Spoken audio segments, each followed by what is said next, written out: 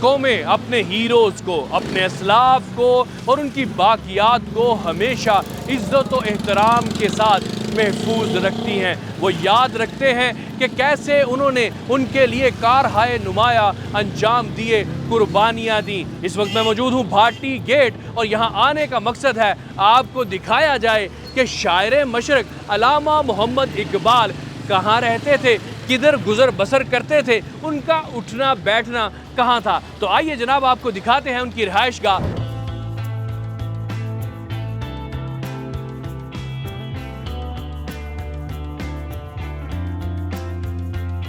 ये रहा उनका घर और चंद कदमों के फासले पर ये वो हज्जाम की दुकान है जहाँ से अल्लामा मोहम्मद इकबाल शेव करवाया करते थे और माशाल्लाह उनकी मूछें तो पूरी दुनिया में मशहूर हैं। ये वो हज्जाम है। अस्सलाम वालेकुम। तबीयत ठीक है सर? अल्लामा इकबाल को आपने बचपन में देखा हुआ? हमने देखा। अच्छा। हमारे अब्बा ने देखा। अच्छा। और दादा के दौर में शेव कराते थे, ये बैठते थे। आपके दादा अल्लामा इकबाल की शेव करते थे? हाँ। आपके दादा का क्या नाम? देखा मैंने दादा का ईद मोहम्मद। अच्छा, ईद मोहम्मद। ईद मोहम्मद। हाँ। और ये जो शॉप है आज भी उसी तरह ही कायम है जिस तरह उस जमाने में थी? हाँ, ये मैंने खुद बिजली का लैंटर डाला है, ऊपर ऐसे ही है, बस लैंटर डाला है। हाँ। यहीं पे तब भी कुर्सियां होती थी जब अल्लामा इकबाल यहाँ पे तशरीफ रखते थे? लकड़ी कुर्सी लकड़ी की, वो बिक गई बहुत महंगी। अच्छा। यहाँ शोकेस तो बिक गया 50,000 का। अच्छा। ये मैंने खुद बनाया ये जबरदस्त। हाँ, ऊपर पुराना ही है जनाब, इसका नक्शा सेम वैसा ही है, ये जगह भी बिल्कुल वैसी है कि उस दौर में भी जो बारी का इंतजार करता था वो यहाँ बैठता था। ये वो गर्म हमाम है, उसी तरह कायम और दायम है। हो सकता है कि अल्लामा इकबाल भी यहाँ पे गुस्ल फरमाते हों और जनाब ये उसी तरह से कायम है। ब्लेंडर इन्होंने चेंज किया, बाकी सब कुछ वैसा ही है।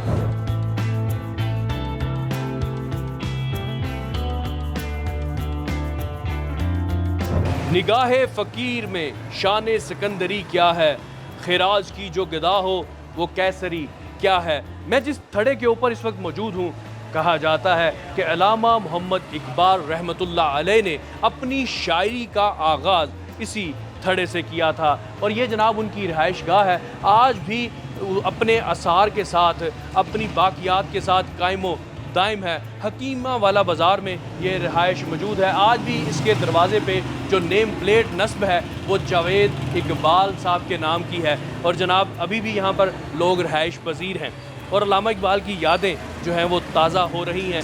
नाज़रीन, हमारे साथ इस टाइम सदीक साहब मौजूद हैं। अल्लामा इकबाल के हमसाये थे, इनके बाप दादा ने उनकी ज़ियारत भी की हुई है, मुलाकात भी की हुई है।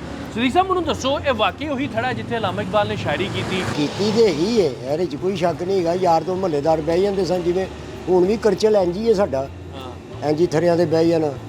ਤੇ ਉਸੇ ਤਰ੍ਹਾਂ ਹੀ ਉਹ ਪਹਿਲੇ ਉਹ ਵੀ ਬਹਿੰਦੇ ਸਨ। ਵਾਲਾ ਸਾਹਿਬ ਸਾਡੇ ਦੱਸਦੇ ਹੁੰਦੇ ਸਨ, 2-3 ਮਹੀਨੇ ਰਹੇ ਨੇ ਬਸ ਇੱਥੇ। ਜ਼ਿਆਦਾ ਉਹ ਆਪਣੇ ਪਾਰਟੀ ਦੇ ਨਾਲ ਜਿਹੜਾ ਘਰ ਹੈ ਉੱਥੇ ਉਹਨਾਂ ਦਾ ਵਕਤ ਗੁਜ਼ਰਿਆ। ਉਹਨਾਂ ਦਾ ਉੱਥੇ ਗੁਜ਼ਾਰਿਆ। ਮਗਰ ਕਦੀ ਕਦੀ ਇੱਥੇ ਆ ਕੇ ਵੀ ਬਹਿ ਜਾਂਦੇ? ਨਹੀਂ, ਪਹਿਲੇ ਇੱਥੇ ਬੈਠੇ ਨੇ। ਠੀਕ। ਪਹਿਲੇ ਇੱਥੇ ਬੈਠੇ ਨੇ, ਫਿਰ ਉਧਰ ਗਏ ਨੇ, ਫਿਰ ਇੱਧਰ ਦੁਬਾਰਾ नहीं ना आए क्योंकि खाली हो गया सी ना, मकान किराए ते हैगा सी, उन्होंने कोई कमरा। ज़्यादातर वक्त उनका वो भाटी वाला घर जो है वहाँ पे वो रिहाइश पजीर रहे। जब वहाँ पे उन्होंने मकान ख़रीद लिया तो उसके बाद फिर ज़्यादा वक्त वहीं पे गुजारते थे, वहीं पे ही उनका हल्का अहबाब भी बनता गया। वहाँ चलते हैं, उस घर की आपको ज़ियारत भी करवाते हैं। अल्लामा इकबाल शायर मशरक की रिहाइशगाह है भाटी गेट से चंद कदमों के फासले पर। यहाँ पर एक नेम प्लेट भी नस्ब है जिसके ऊपर गर्दो गुबार है। हम अपने असलाफ की उस तरह इज़्ज़त और कदर नहीं कर सकते जिस तरह करने का हक है। अभी इसको साफ़ करवाया जा रहा है ताकि हमें कुछ समझ आए कि इसके ऊपर लिखा हुआ क्या है। अल्लामा डॉक्टर मोहम्मद इकबाल शायर और फ़लसफ़ी यहाँ काम भी करते थे और रिहाइश पजीर भी थे, लेकिन बदकिस्मती से उनकी ये रिहाइशगाह अब इस वक्त बाजे वालों के पास आ चुकी है। यानी कि अल्लामा इकबाल पहले अपनी शायरी से नौजवानाने हिंद को ख्वाबे गफलत से जगा रहे थे। उनके जाने के बाद हमारे नौजवान फिर से लंबी तान कर सो गए। अब यहाँ पर बाजे वाले हैं जो अपना बाजा बजा बजा कर लोगों को उठाने की गालिबन कोशिश कर रहे हैं, लेकिन खामोश आवाम सो रही है। अंदर चलते हैं, आपको दिखाते हैं। नाज़रीन, आज भी वही उसी हालत के अंदर ये सीढ़ियाँ मौजूद हैं। ये रस्सी के ज़रिए से हम इसके ऊपर चढ़ते हैं और उस टाइम भी गालिबन काफ़ी ज़ोर लगता होगा शायर मशरक़ का इसके ऊपर आते हुए। अब दस्तक देते हैं क्योंकि यहाँ पर अब इस वक्त जो बाजे वाले हैं वो रिहाइश पजीर हैं, और ये जनाब रास्ता है जहाँ से शायर मशरक़ अल्लामा मोहम्मद इकबाल आते और जाते थे। नाज़रीन, ये वो बालकनी है कि जहाँ से अल्लामा इकबाल कभी थक जाते थे तो उठकर आकर बाहर बाजार का नज़ारा किया करते थे। आज भी इनके हमसाए जो हैं वैसे ही उनके घर कायम हैं।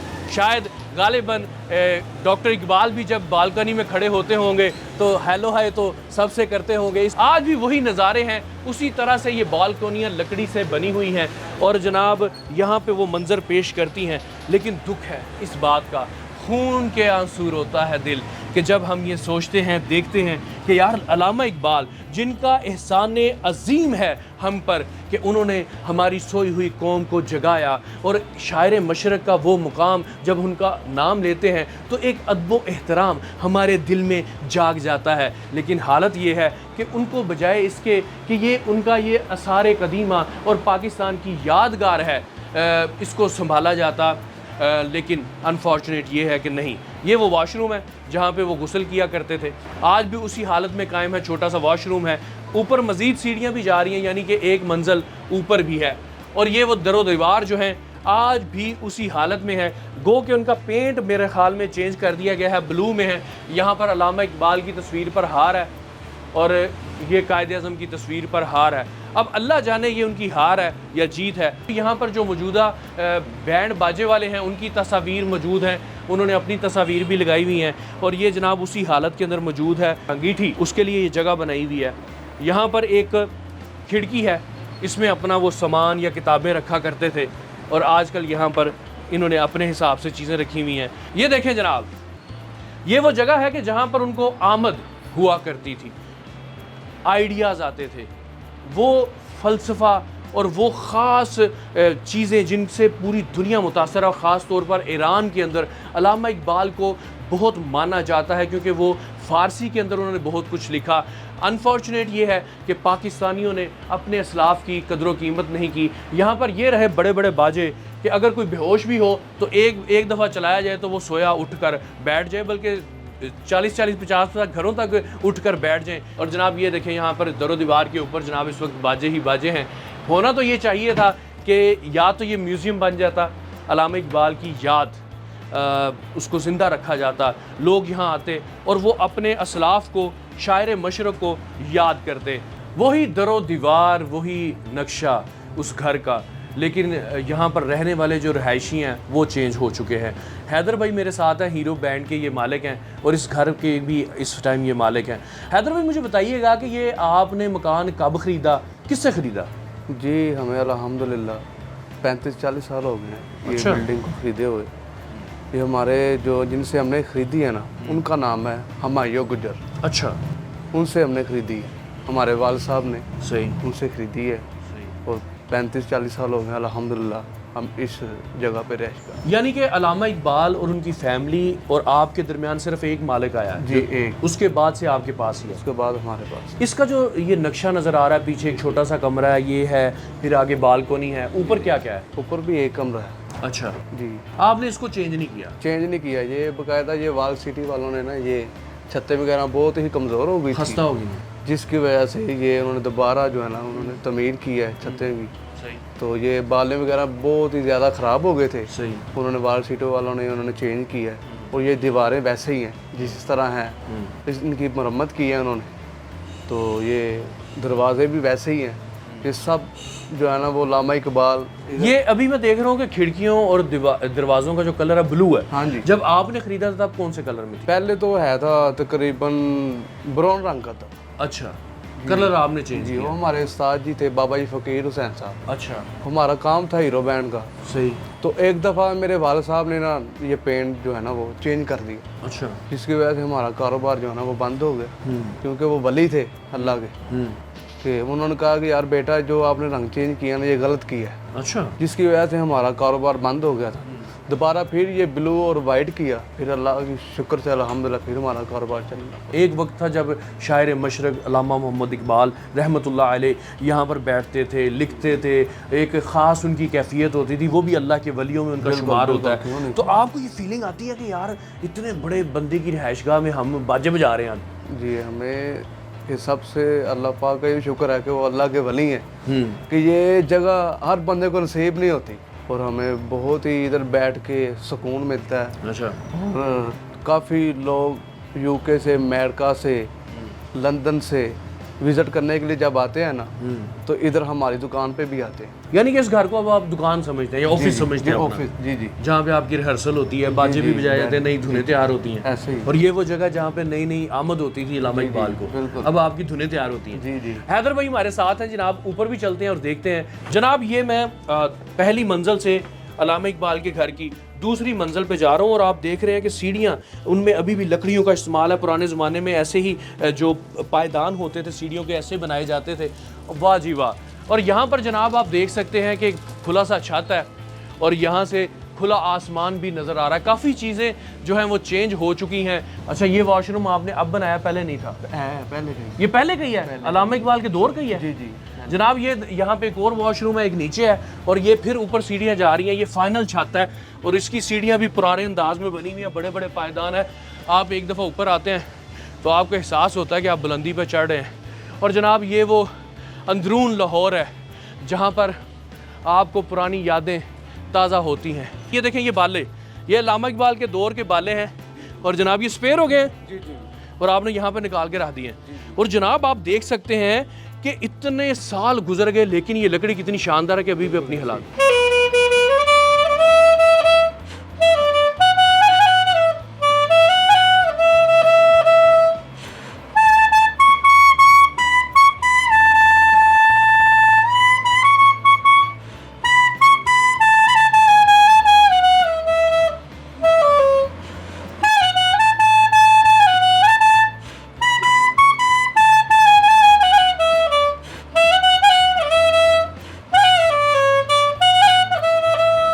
हजारों साल नरगस अपनी बेनूरी पे रोती है, बड़ी मुश्किल से होता है चमन में दीदावर पैदा, और आज मेरा दिल खून के आंसू रो रहा है। हम कितने एहसान फरामोश हैं कि अपने बड़ों को भुला बैठे।